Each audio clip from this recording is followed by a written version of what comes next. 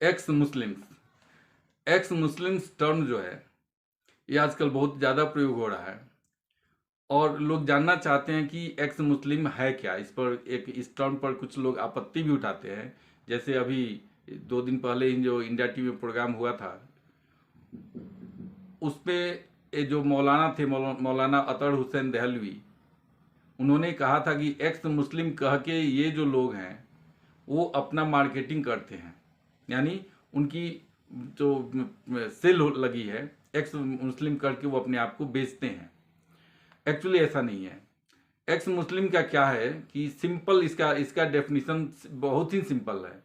ये वो लोग हैं जो कभी न कभी इस्लाम फॉलो करते थे और जब वो इस्लाम में जितना अंदर जा गए, जितना इस्लाम को पढ़ते गए, उतना ही उन्हें उसमें कंट्राडिक्शन दिखा और उन्हें उससे क्या हो गया, मोहभंग हुआ। मोहभंग होने के बाद या तो वो नास्तिक बन गए या वो किसी दूसरे धर्म को फॉलो करने लगे। तो इन लोगों ने एक अपना ग्रुप बनाया और वो अपने आप को एक्स मुस्लिम्स कहलाना पसंद करते हैं। ये जो मूवमेंट है ये खास करके यूरोप और अमेरिका में बहुत ज़्यादा मोमेंटम पकड़ा हुआ है। और एक इंडिया के ही जो न्यू एज islam.com है, उसके एडिटर इन चीफ हैं सुल्तान शाहीन। वो कहते हैं कि अभी लगभग 15 से लेकर 25% तक जो युवा हैं, खास करके यूरोपियन कंट्री और यूएसए के, जो इस्लाम को फॉलो करते हैं, इस्लाम फॉलो करने वाले जो युवा हैं इन यूरोपियन और अमेरिका में, उसके 15 से 25% पॉपुलेशन जो है वो इस्लाम को छोड़ चुकी है।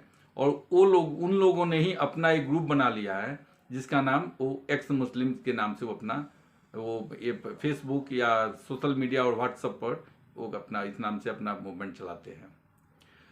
अब ये सिंपल, जैसा हमने कहा कि बहुत ही सिंपल है कि वो कभी इस्लाम को फॉलो करते थे, लेकिन इस्लाम की कुरीतियों और उसके कंट्राडिक्शन से उन्हें उस धर्म से विरक्ति हो गई, उन्हें मोहभंग हुआ, उन्होंने उसको त्याग दिया। इतनी छोटी सी बात है, लेकिन अब इस पर बहुत सारे क्वेश्चन आते हैं। मेरे ही वीडियो पर एक साहब हैं सोहेल शेख, वो कहते हैं कि इस्लाम को पहले समझना होगा। ये लोग इस्लाम को नहीं जानते हैं, पहले इस्लाम को समझो। जहाँ तक मेरी बात है, मैं सनातनी हूँ और मुझे इस्लाम को समझने की वैसी आवश्यकता भी नहीं है। मेरा क्वेश्चन बहुत सामान्य है कि ये जितने लोग जो एक्स मुस्लिम हैं वो खुशी खुशी इस्लाम तो छोड़े नहीं हैं, उन्हें कुछ तो गलत दिखा है। और ये वही लोग हैं जो इस्लाम को बहुत अच्छा ढंग से जाने समझे और तब उसको त्याग दिए। अब ऐसी क्या कमियां दिखी उसका मैं कुछ जस्ट वो एक दो एग्जाम्पल देता हूँ। एक फरहान खान है। ये फरहान खान के जो पिता हैं वो मैंगलोर के रहने वाले हैं और वो ओमान में जब रहते थे तो वहाँ उनकी शादी एक क्रिश्चियन लड़की से होती है। और जो इस्लाम में प्रथा है इस्लाम में जो शादी करने के लिए, निकाह करने के लिए उन्हें उनकी माँ को, यानी जो क्या बनना पड़ा, इस्लाम में कन्वर्ट होना पड़ा। वो कन्वर्ट हुई, कुछ दिन तक रही और लगभग 5-6 साल रहने के बाद उन्हें इस्लाम अच्छा नहीं लगा और फिर वो बैक टू क्रिश्चियन में चली गई। वो क्रिश्चियन हो गई। जब फरहान खान 10 वर्ष के थे तो उनके माता पिता मैंगलोर आ गए वापस। मैंगलोर में फरहान खान को एक मदरसा में रख दिया गया, मदरसा जाने लगे वहाँ, और उनका एजुकेशन जो है वो मदरसा में ही हुआ। बड़े होने पर लगभग जब वो 22-23 वर्ष के हुए तब एक दिन मैंगलोर में एक जलसा हो रहा था, जो है ना, जिसमें जो इस्लाम फॉलो करने वाले होते हैं उनमें मौलाना मौलवी जो होता है तकरीर करते हैं, भाषण देते हैं। वो एक धार्मिक जलसा होता है। उस धार्मिक जलसा को अटेंड करने वो भी गए, फरहान खान भी। वहाँ जाकर देखते हैं कि वो जो मौलवी थे उन्होंने कहा कि कोई भी जो सही मुसलमान है, जो सच्चा मुसलमान है और जो सच में इस्लाम को फॉलो करता है, उसे किसी नॉन मुस्लिम गैर मुसलमान के घर का पानी या खाना नहीं खाना चाहिए। ये सुनकर और उनकी और सारी बातों को सुनने के बाद फरहान खान को इस्लाम में कंट्राडिक्शन दिखने लगा। अब वो सोचने पर बाध्य हुए कि कोई भी आदमी अपनी माँ से कैसे अलग हो सकता है, इस्लाम कोई भी धर्म अपनी माँ से अलग करने की शिक्षा कैसे दे सकता है, क्योंकि उनकी माँ तो क्रिश्चियन थी। अब फरहान खान को इस्लाम में बहुत सारी कमियां दिखने लगी। उन्होंने इस्लाम को फिर से पढ़ना शुरू किया और जितना पढ़े उतना उससे दूर होते गए। इसलिए आपका ये कहना कि पहले इस्लाम को समझो और तब उसके बारे में बोलो, इसका जवाब यही है कि जो एक्स मुस्लिम्स हैं वो इस्लाम पढ़ के समझ के ही अलग हुए हैं। ऐसा नहीं है कि वो इस्लाम को बिना पढ़े बिना समझे अलग हुए हैं। एक दूसरा एग्जाम्पल है, ये हैं जनाब साजी। ये साजी बीई इन कंप्यूटर साइंस हैं और मुंबई में रहते हैं। इन्होंने अपनी पढ़ाई ऑस्ट्रेलिया से की है। ऑस्ट्रेलिया से पढ़ने के बाद जब ये घर आए तो इन्हें कुत्ते पालने का शौक था। बहुत सुंदर सुंदर कुत्ते जब दूसरों क्या देखते थे तो इन्हें भी लगा कि हमें भी पालना चाहिए। इन्होंने पालना शुरू किया, लेकिन ये ऐसा करने पर उनकी माँ ने उन्हें रोका कि इस्लाम में जो है वो डॉग को अपवित्र माना जाता है, यानी डॉग को आप नहीं पाल सकते हैं। इन्हें लगा कि भाई ऐसा कौन सा धर्म है जो किसी जानवर को घर में पालने से मना करता है, इसमें कमी क्या है, क्या गलती है, उस कुत्ते की क्या गलती है, और एक कुत्ता पालने से इस्लाम को कैसे खतरा हो जाएगा, इस्लाम कैसे गलत हो जाएगा। तो ये फिर इस्लाम को पढ़ना शुरू किए और पढ़ने के बाद उन्हें इतनी ज़्यादा उसमें कमी दिखाई दी कि उन्होंने इस्लाम को छोड़ दिया। इसके अलावा एक आशिक, ये आशिक हैं मैंगलोर, सॉरी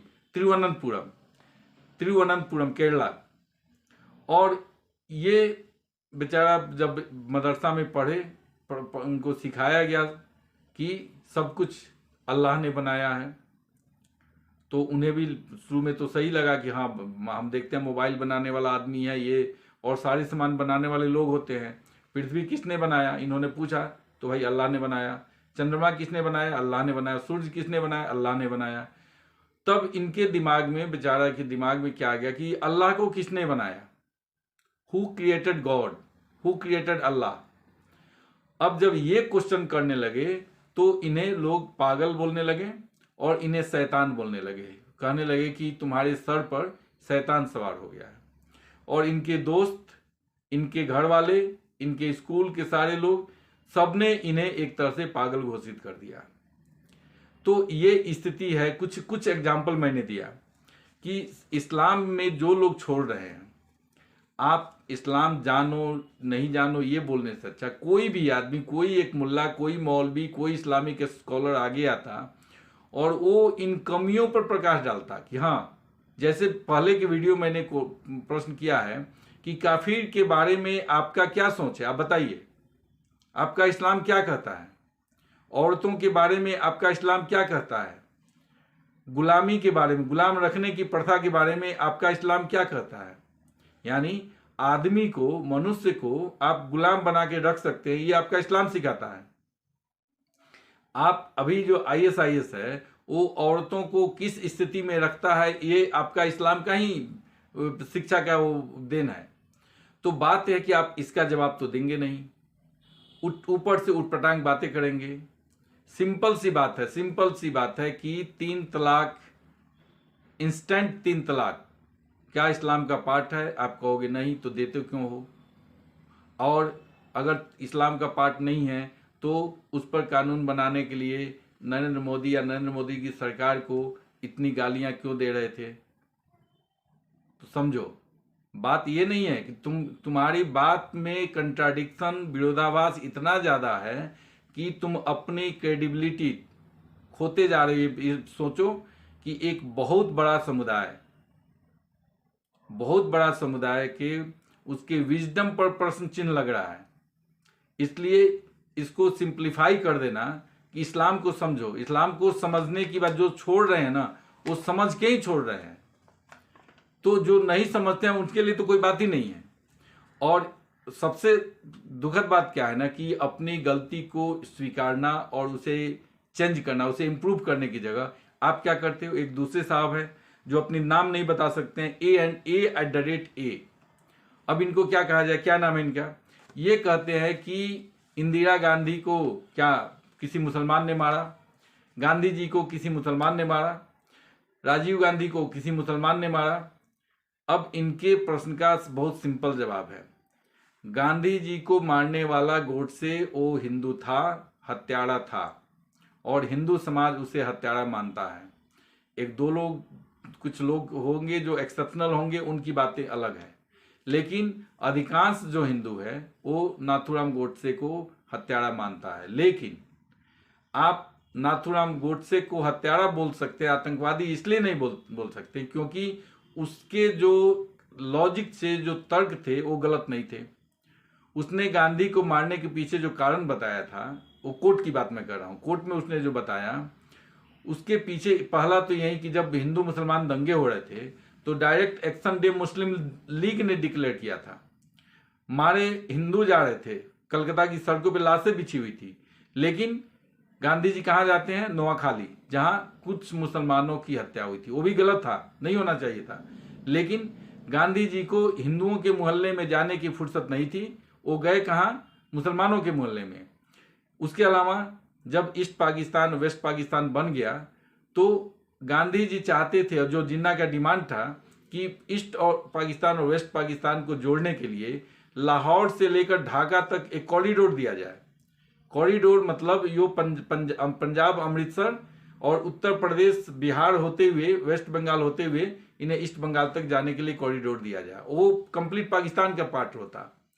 तो आप अभी कल्पना कर सकते हैं अगर वैसा हुआ रहता तो आज भारत की स्थिति क्या होती। उसके अलावा 12 करोड़ रुपए देने के लिए गांधी जी अनशन करने जा रहे थे, भारत को बोल रहे थे पाकिस्तान को 12 करोड़ रुपए दो, और पाकिस्तान था जो वहां पर हिंदुओं पर अत्याचार कर रहा था, ट्रेन में भर भर के लाशें आ रही थी। तो स्वाभाविक रूप से उसे देखा नहीं गया और उसने ये स्टेप लिया। ये स्टेप गलत था, इसमें तो कोई शंका नहीं है, लेकिन उसने क्यों मारा इसका कारण तो है ना। लेकिन वो किसी विचारधारा से प्रभावित होकर, किसी धार्मिक ग्रंथ से प्रभावित होकर के गांधी जी की हत्या नहीं की थी। तो ये सिंप्लीफाई कर देना कि गांधी जी की हत्या करने वाला मुसलमान नहीं हिंदू था, लेकिन इतना भी समझो कि अपने शरीर पर जो बम बांध के सुसाइड करते हैं उसमें 99% मुस्लिम होते हैं। 1-2% कहीं वो एक्सेप्शन दिख जाए तो अलग चीज है। तो ऐसी कौन सी विचारधारा है जो लोगों को अपने शरीर पर बम बांधने के लिए भी प्रेरित कर देती है? कुछ तो है। तो मेरा कहना है कि अगर आपको लगता है कि नहीं इस्लाम में कुछ भी गलत नहीं है, तो हम भी मानते हैं, चलो, लेकिन जो प्रश्न उठाए जाते हैं ना उसका जवाब देना चाहिए। ये अनसन बोल करके आप उसको जस्टिफाई नहीं कर सकते हैं। लॉजिक का जवाब लॉजिक से देना पड़ता है। अगर आपको लगता है कि इस्लाम के बारे में जो क्वेश्चन उठाए जाते हैं, औरतों के बारे में जो सवाल उठाए जा रहे हैं, जो काफिर के बारे में या गैर मुस्लिमों के बारे में जो बातें कही जाती है, वो अगर गलत है तो आप उसका लॉजिकल जवाब दीजिए कि नहीं वहां पर गलत कहा गया, ऐसा नहीं है, कुरान में नहीं कहा गया है। आप इसको नहीं बोलोगे और उल्टा उसमें अनसन बोलोगे, तो ऐसा करके इस्लाम का भला आप नहीं कर सकते हो।